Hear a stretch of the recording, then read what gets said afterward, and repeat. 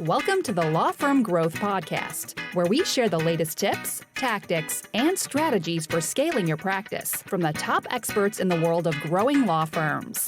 Are you ready to take your practice to the next level? Let's get started.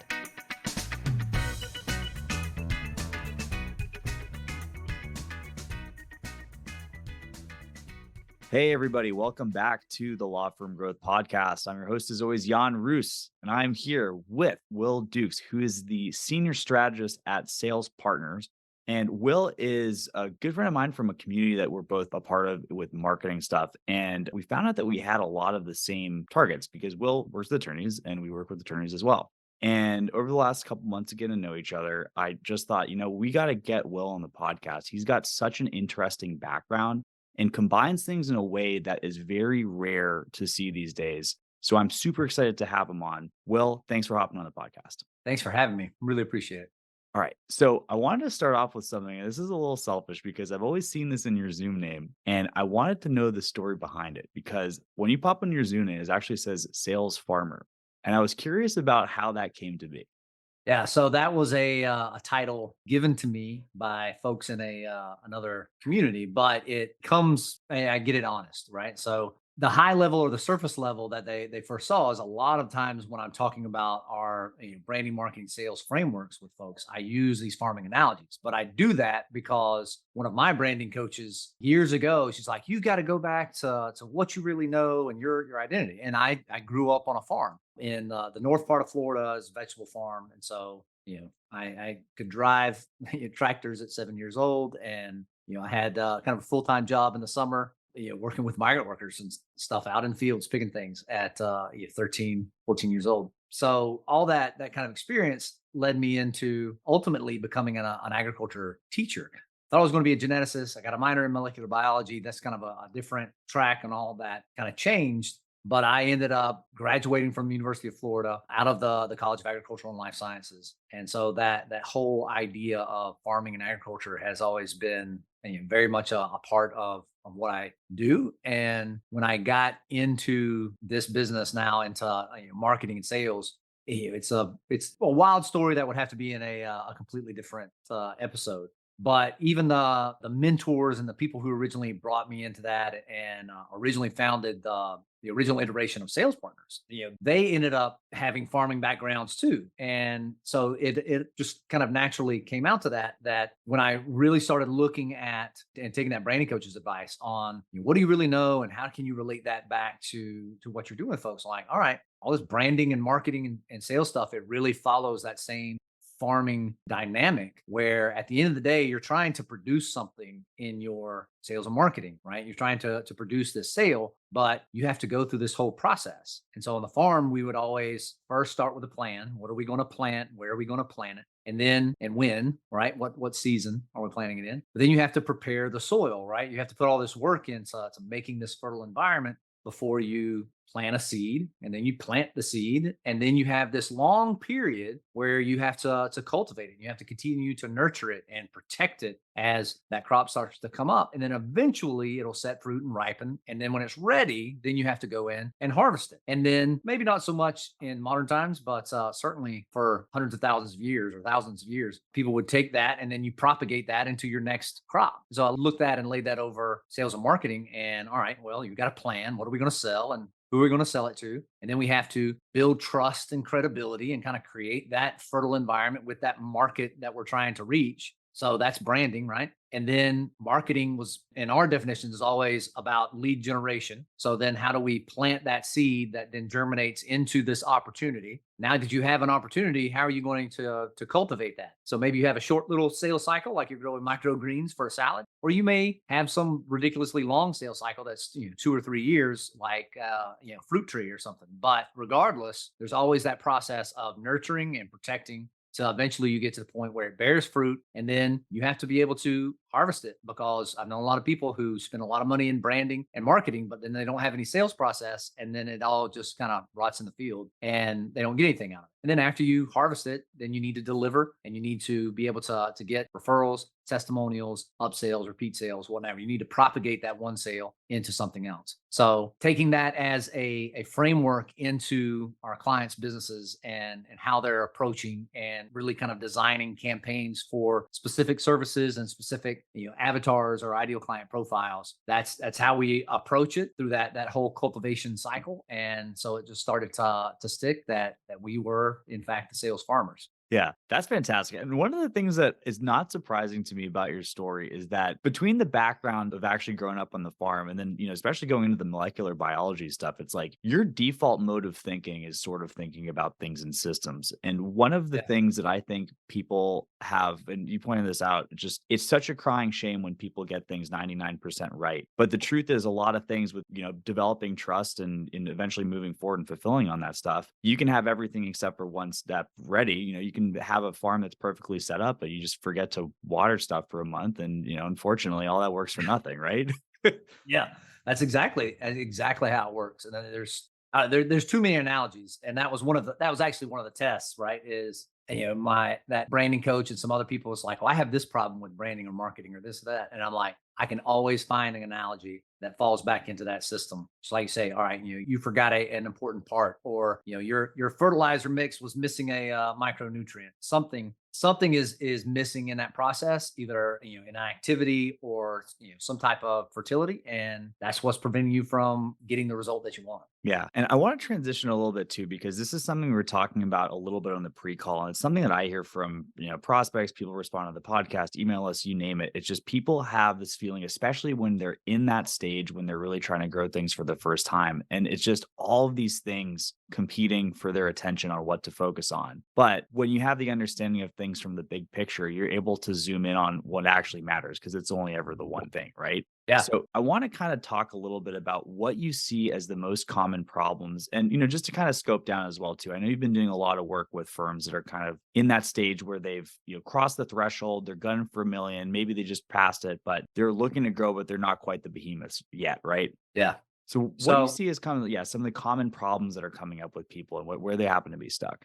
Well, it's kind of funny when you look at, often we put revenue numbers as kind of these demarcations of stages of growth and whatnot. And I think that's true. And so, a lot of people are trying to get to that $1 million level, but, still a lot of our clients aren't necessarily the solo that just, left their previous firm and hung up a shingle. There's a lot of things that they can do to kind of they just got to break 6 figures first, right? And then they're trying to get up to about that 250, 300,000 level. And that's generally where we can start to help them. They'll have a legal assistant. Maybe they've got, an outsourced reception, something like that. So they're trying to break into 500,000. But generally the biggest problem that they're facing at that point is they're still responsible for most of the work in terms of the actual billable legal work. And they still have to figure out the marketing. And the struggle that I see so many people have, especially today, is that there's so much information out there. And I get asked a lot. It's like, oh, does this work? Does SEO work, or do social ads work? Do YouTube content, does that work? Should I be on LinkedIn? And it's like, all of these things work. They might just not work for you where you're at right now. And it takes kind of a strategic view to say, all right, I'm trying to get to this point, right? In marketing, we talk about crossing the chasm or that gap and helping people to get there. It's like, all right, what really is the obstacle to your next point? Because the things you need to do in a law firm in terms of marketing to break $1 million might not be the same that you need to do to break a quarter or even $500,000. I think most attorneys can really break that $500,000 level with a super basic website. They don't need any advanced SEO. If they have a Google profile, their profiles are up on Avo and a couple of places, and they're actively engaged in their local community and their bar association, maybe a chamber or a networking group, they can generally get the referrals if they're good on their operations, delivery, and everything else, and build up through word of mouth. They can probably get there. They don't need to do all the other crazy things. But to get beyond that, to be able to support maybe an associate, a couple paralegals. Now they have to start looking into other channels and be able to bring people in through those. And so then it's like, all right, well, do I just pay for Google local service ads? Or maybe I should call one of these 10,000 companies that are calling me every day saying they can send me the best qualified leads? Or do I try to generate them on my own? And so there's just all of these questions. And there's so many issues, really. Actually, just started a blog the other day. It's like why lawyers suck at sales and marketing, and a lot of times it's not their fault because they're smart people, but law school gets in their way, the bar association gets in their way, and just comparison and so many other things get in the way of them being able to actively just come down and really do this one thing. Talking with another mentor of mine, if we narrowed it down to one thing, the problem that most attorneys have when it comes to marketing, but also in sales and their consultations, is that they believe that they have to show their prospective clients that they are the best attorney.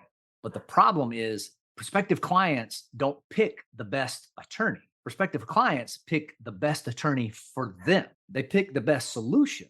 And that doesn't mean the person that has all the credentials or has necessarily all the wins or their track record or all these other things that attorneys generally measure each other on in terms of their quality and effectiveness. And so just spouting out credentials or diving into the strategy and explaining all these things to people without connecting empathetically to the client and communicating to them that you actually understand their problem, why it is a problem for them specifically, and that you understand what their desired outcome is. That's the biggest problem that gets in the way of attorneys. So that was a long roundabout way to get to that one answer, but I'd say that's probably it, breaking from that kind of 300 to $1 million level. Yeah, I think there's, I definitely want to get into the sales side of things because I think the consultation room is one of the best places to really establish that. But another thing I wanted to talk about too, and this actually kind of explains something we're also talking about on the pre-call, is that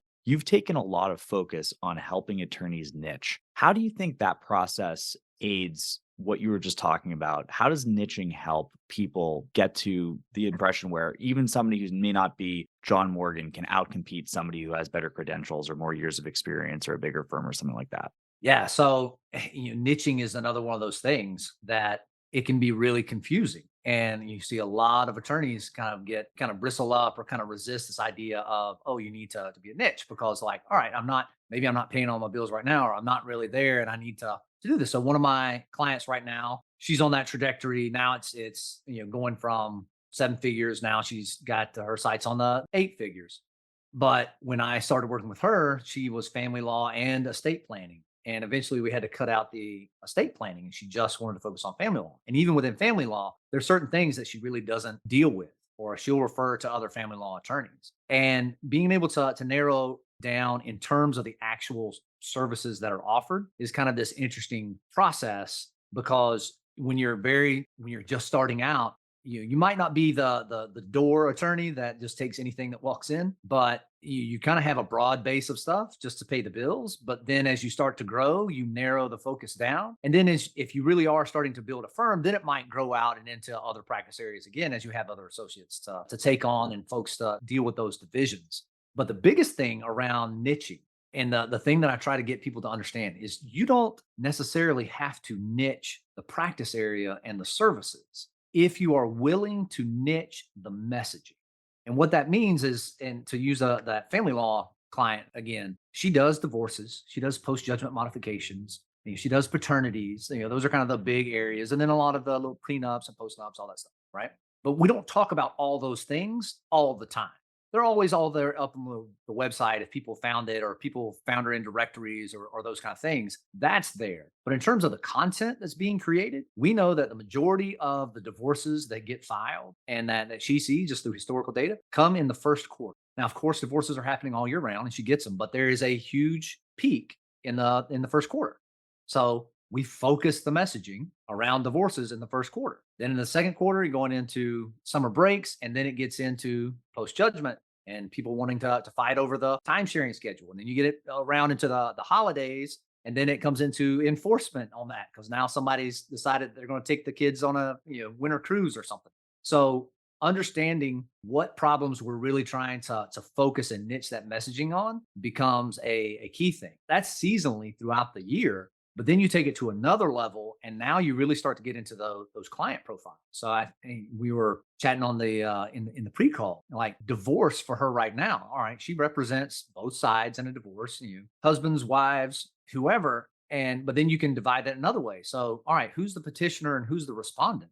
And if the husband is the respondent, that's very different than if the wife is responding, at least generally speaking, from the kind of the problems or the questions that they're asking or the concerns that they're having. And some of that comes with experience. So right now we're in the process of building a campaign that is specifically for professional men that are going to be the respondents, right? So the wife hasn't even filed for divorce yet, but they're expecting it. Maybe they've separated, or maybe it's come up in conversations, but they're not really going to act. Maybe they've kind of stuck their head in the sand, right? That is a psychographic profile that you have to niche down to. So now we can create content that is specifically targeted at that profile with those sets of problems and then what they're facing into. Now you create something that's going to resonate at a much higher level, and you can create that useful content that answers all those questions that are running people's through their minds, whether it's kind of the outward, the natural things like, oh, what's alimony going to look like? What's child support going to look like? But also maybe gets into some of those kind of internal struggles, some of those emotions that maybe they don't even know how to express. But I know you've heard, and maybe a lot of the listeners have heard people talk about in marketing, if you can explain and you can communicate the problem that your prospect is experiencing better than they automatically assume that you have the solution to it, or you know how to solve it and address it. So that's really where we really try to get to into the niching, is where can we create that messaging and that content that is going to resonate with a particular problem that a particular specific kind of profile is experiencing, and then lead them through that process that helps them to understand how the solution that you provide is going to get them to the outcome. Yeah, man, we are cooking with gas now. That is fantastic stuff. And the podcast host of me wants to go into tactics and talk about networks and that kind of thing. But the copywriter in me is super curious about the research that went into that. So how are you able to identify these different things? Was this data that you were able to find publicly, or did you work closely with the client to analyze her caseload? How did you do this? Because, obviously this is stuff that comes from reality, but to have insights like that, and I've heard before, like, the stuff that separates good copywriters from great copywriters is research. And this is, clearly something that you put a lot of thought into. Yeah. So I'll give two different examples because it is in kind of two different situations, right? Appropriately. For that family law attorney, for her, she'd been practicing, and her practice had been open for over 10 years or about 10 years. So we could look back at 3 years of historical data. And the first time that we actually did this, which is what led us into that organization that we're a part of, we did that on a post-judgment campaign. So it was in the fall. And so we looked at her data. And so we actually broke it down and said, all right, give me all the cases that are post-judgment for the last 3 years. Let's look at them and let's start to sort these out. And so we sorted them all out by case value, like who are the most valuable of these types of cases. And then when we did that, we realized, all right, it's slightly biased. It wasn't as much as I thought it might have been, but it was like 65-35, the dads who were filing post-judgment. And so it's like, all right, let's focus on dads, but then let's get into it a little bit more. It's like, all right, what are they actually filing post-judgment for? Is it for child support? No, for dads, it's usually not child support. It was actually for timeshare. So the most valuable cases that she had that we could kind of separate out were divorced dads, not even ones that came off paternity judgments, but still post-judgment. So we separated that out. It was divorced dads that wanted to get more time in the settlement or in the marriage settlement agreement with their kids.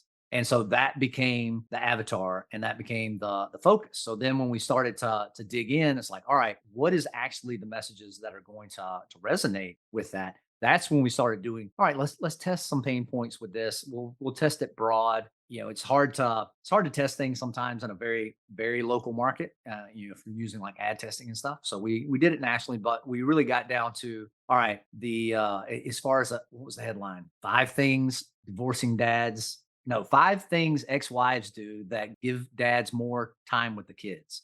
Something that may be off a little bit, but that had great response. And so we were able to create the content that went with that. So it was kind of a combination of looking at historical data versus looking at kind of the testing the points. And then there was also a lot of that. All right, let's sit down. So when you look at our avatar sheet, it's like 4.5 pages of questions, and there's like this little section about geographics and this little section about demographics, and then it's like 4 pages of psychographics for you. What is their problem? What emotions are they feeling? What are they going to experience? And then there's a little section at the end that kind of gets into, all right, what is actually the solution to this? And we just did that process with that same one for these the divorcing men. And we had to get down and really kind of talk through, like, all right, what really is the problem that you're solving for men in this particular situation?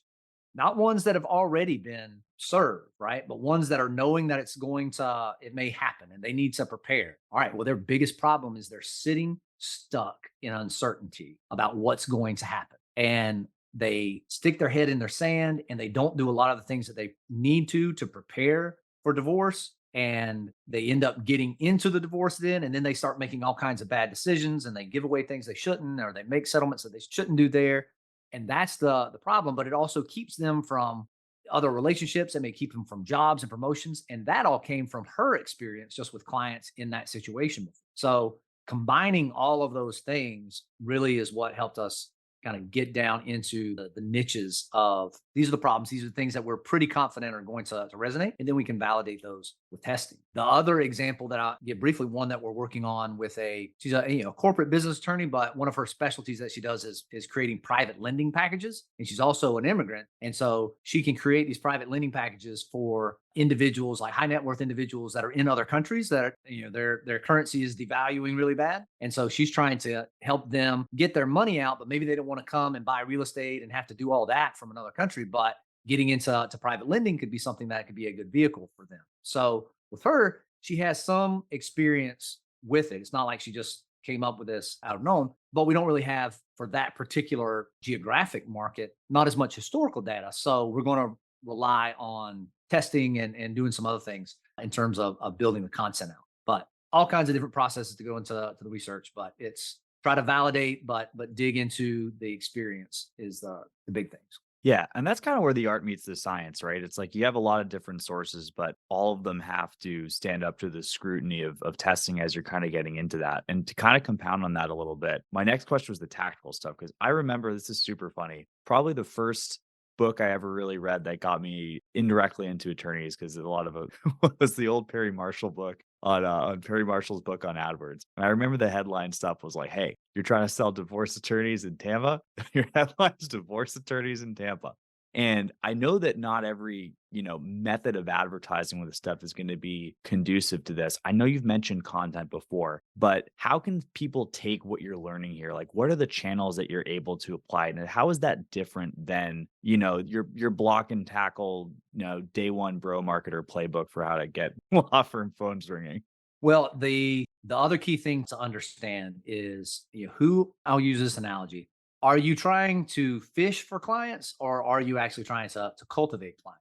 And you have to think about that continuum. I can't remember who originally came up with it, but we've probably all heard about, like being, are they problem aware? Are they searching for a solution? Are they solution aware? And the problem with like AdWords, and it can be a viable source, right? You just have to be at the right stage and have the budget to do it, and the intake and everything else.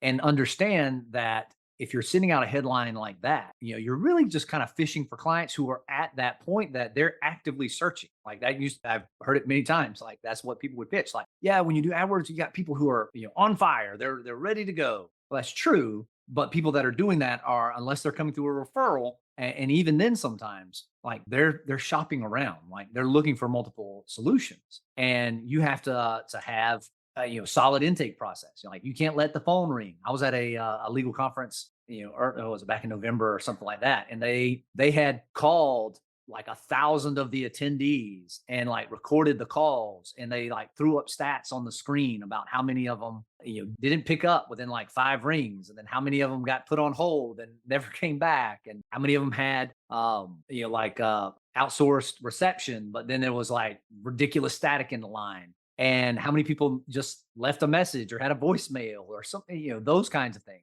And if you're looking at getting clients that are like that, you have to think about the rest of the system and the processes of it. That's why going to the content side is that, all right, now let's maybe think about people who are just problem aware, and they're the ones that are just kind of looking for stuff online, or maybe they're interested in it, but they're still a little ways from being able to make a decision. Like they haven't gotten enough information to make any kind of confident decision in moving forward. So if you're going for that people, to use the farming analogy, those people that, maybe they're more of like a seedling opportunity, and you're going to have to cultivate that for a while. That's where the content is going to come in handy. And that's not necessarily like, got an immigration client, and I was like, how do you really feel about video? And she was like, no. He's like, I, deal with these corporates. And if I'm on TikTok doing some dancing, I'm like, I'm down. I'm down. I'm not asking you to do that. But can you do a video webinar that maybe we could cut up into some small content? She's like, okay, yeah, that I could probably do. So it's really kind of understanding where people are at in that process, and then designing the content that helps move them to the next stage and empowers them to be able to take action. And the beautiful thing about that is, if you're willing to do that longer play, by the time those leads get to you, then it's almost like they came through a referral, because they've had interactions with you for you to build that trust and that credibility that a referral naturally gives to you. Somebody is lending you their credibility and their trust with that individual and saying, hey, go talk to them. And so you're already that much farther ahead. And so by developing the content that helps people and empowers them and gives them that information, answers the questions that are burning with them, now you have added value to them. And that's going to naturally get trust, especially when you can be empathetic specifically to their problem. Yeah, I think it's such a fascinating place that you're operating in, Will, because it's people traditionally think of so many of these attorney things as hair on fire. And like just using the divorce example, right? There's a lot of people that are reactively Googling divorce attorney near me when they get served the papers. But I mean, shoot, we've all been in bad relationships at one time or another, right? You probably saw the writing on the wall 18 months before some of those things went down. So to be able to do that, and it's kind of funny, I think the levels of awareness thing is, I have this book tattooed on my brain because I've read it so many times. But Eugene Schwartz, he also says that in order to go to the less aware stages in that buying process, it takes greater skill as a marketer. So I think the landscape has been shifting in a little bit with legal. And I think with introduction of stuff like LSAs, I think we really can kind of consider these strategies of just last mile stuff. It's sort of the blue chip. Like, it's going to work. You're not going to make a tremendous return on it. And I feel like the doors closed on a lot of these things. Like, I remember back when I got started,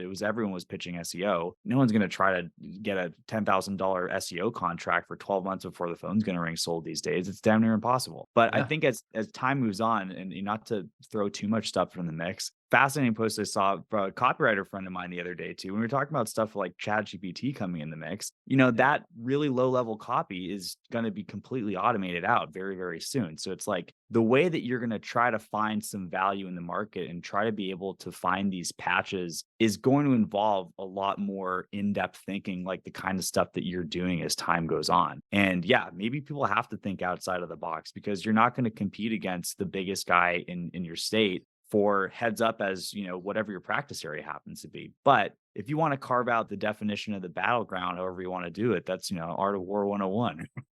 Choose the Absolutely. terms. Okay. And I just also kind of want to comment as well, too. If you guys aren't reading between the lines on this stuff, the ability of I think what you're able to do and look at these things holistically, well, it obviously speaks to experience on a lot of different things, but I feel like there's a lot of people that are super siloed on this stuff, either on the intake side of things or on the marketing side. So I just wanted to ask you a couple quick rapid fire things, if that's okay. Sure. What do you think marketing people don't understand about sales? The biggest difference is ultimately the performance metric. And so a lot of times when you come into marketing, you're looking at that next stage, and all right, I got them across that line. So, to use a football analogy, I got them the first down. But at the end of the day, the biggest thing they don't understand is that if your client is not prepared to take that lead that you may deliver on a silver platter and take it across the gold line, they're not going to score any points. If they can't convert that client into a retainer, the ROI on all the marketing, all the brilliant stuff that the marketing did to get them that point is zero. And that is a huge struggle. And that's why we actually partner. Like I tell people all the time, like, I am not a tactical marketer. Like we can help you with messaging, we can help you with targeting. We're strategically aligning, but don't ask me to design your website. We don't do graphics. We can do some copywriting, but we mainly just kind of do some editing or make sure things are aligned to that point. We're not creating tons of content or anything like that. What we want to do is help bridge that gap because there's so many marketing companies that do such great work, but they get tied up with clients that weren't in the right stage or didn't have all the other pieces in place. And it's kind of like dropping a souped up engine in a car that has, terrible transmission and suspension. Like you're just not going to get the performance out of it. Yeah. Okay. What do you think salespeople don't understand about marketing? I think a lot of salespeople don't understand that they are often marketers. And here, one of the things, just to piss off some of my sales training friends, a lot of them still, rely on prospecting and cold calling and things like that, which is out of the realm of attorneys and solicitation. But like that is ultimately marketing. And anything that you're doing to actually generate the leads is on the marketing side. But what they really don't understand is typically the historical stereotype, right? Is that the sales guys are the hunters and they're just going to look out there and they're going to close. But that whole shift, whereas a marketer is really kind of trying to be that farmer, is trying to cultivate and develop something and bring in, or maybe it's the fisher and they're trying to create a better bait. But if the sales guys don't communicate back to the marketing, like all these insights that they're getting on the back end, then marketing is shooting in the dark a lot of times. Like the sales guys often are getting so many of these great insights from the clients and what their problems really are, and that the marketing never have an opportunity to hear. And that's why so many times we see companies where a marketing is just yelling at sales because they're not using the leads, and sales is like not even is just ignoring the marketing leads because they say they're not qualified, but they're not communicating back and forth on what actually a qualified. Yeah, that's awesome. And then if this isn't too much of a big question, I think I wasn't planning on asking this, but based on that question, like how do you see people integrate this in a way that, both hands can feed the other? So the key to that is you cannot gauge performance. You can't look at those things separately, right? Because if you have your marketing company or vendors or even an internal marketing assistant, and you tell them that their job is just to generate leads, they can generate leads for you all day long. And people have had plenty of those cases where you can go and there's a dozen companies that you could call up right now and say, oh yeah, it's just pay us per lead. It sounds so great, but you can't look at it just in silos and, oh, how many impressions did I get? How many things did I get? It all has to connect. And so when you think about things in terms of a campaign and saying, all right, for this quarter, our focus, we want to increase this number of this many types of cases, you have to look at that entire process. That if I'm going to convert this many cases, and that actually means I need this many consultations. And if I need this many consultations, I need this many sales qualified leads to come in. And to get that many sales qualified leads, and I have to have this many marketing qualified. And most attorneys aren't even thinking about in those terms, but they still have to think about begin with the end in mind and work backwards. What do you actually need? Do that. What's the source that's going to bring those in? And when you make that shift in focus from I'm looking at marketing as just marketing and I'm looking at sales as just sales, and you see that it is got to be this continuous process that you solve kind of like a Rubik's Cube, right? You can't just solve one piece at a time. You do have to be aware of the whole thing. Then you can start to shift the processes, and just from that very inception, where you're out there burying the soil, creating your branding. I'm creating branding because this branding is going to give us qualified leads. Those qualified leads are going to come into our processes, and we're going to be able to take the person that has that impression of us, has that mentality, and is going to come to our process and get to the consultation knowing that they are looking for our services, and it is really just a last few minute specific questions to them that they're looking to get answered to validate this whole process, and then they're ready to sign the return. Yeah, that's fantastic. It's super tough to follow that response, Will. So I'll not even attempt. But I think this has been a fantastic conversation. I've really enjoyed it. For anyone, and I want to be respectful of your time, though. As far as people that are resonating with this, what's the best way to get into your world? So the easiest way to connect with me is on LinkedIn. If you just look for Will Dukes, it'll come up and say Will Dukes Sales Farmer, Will Tractor in it in my name. That's the easiest way. Our website's Sales Partners Florida. But if anybody is just curious of how this works for them, or kind of where they're at in that growth and development, like what are the best things that they should be doing, like I'll generally have a conversation with folks just for free, just to understand kind of where they're at and if it's a good fit. If it makes sense, then we can do a deeper dive client cultivation consultation where we kind of map out, what is a high level look at a strategy where you're trying to develop a specific service for a specific client profile, what that would actually look at. But the initial just Q&A session consultation, that would be free for any of your listeners. I appreciate that. Well, and I'll mention this because you didn't. When we talked about this before, you charge for your initial consult. So that's actually something that is not on it's a free consultation for anything. So if anyone is interested, I'd highly recommend taking advantage of that.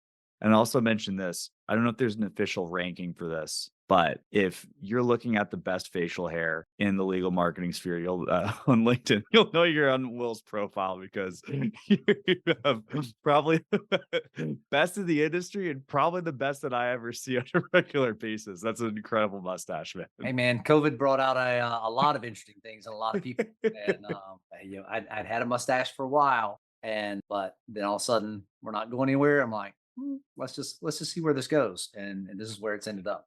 Let's go all the way. And yeah, for anyone who's watching this on video too, you know what I'm talking about. But well, it's been an awesome conversation, man. Super appreciate it. Anyone, we'll get the links to all that stuff in the show notes. But yeah, really love this combo. And for everybody else, I'll see you guys next Tuesday at 8 a.m. Eastern on the Law Firm Growth Podcast.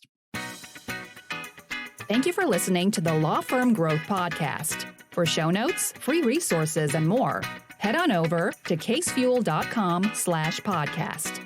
Looking forward to catching up on the next episode.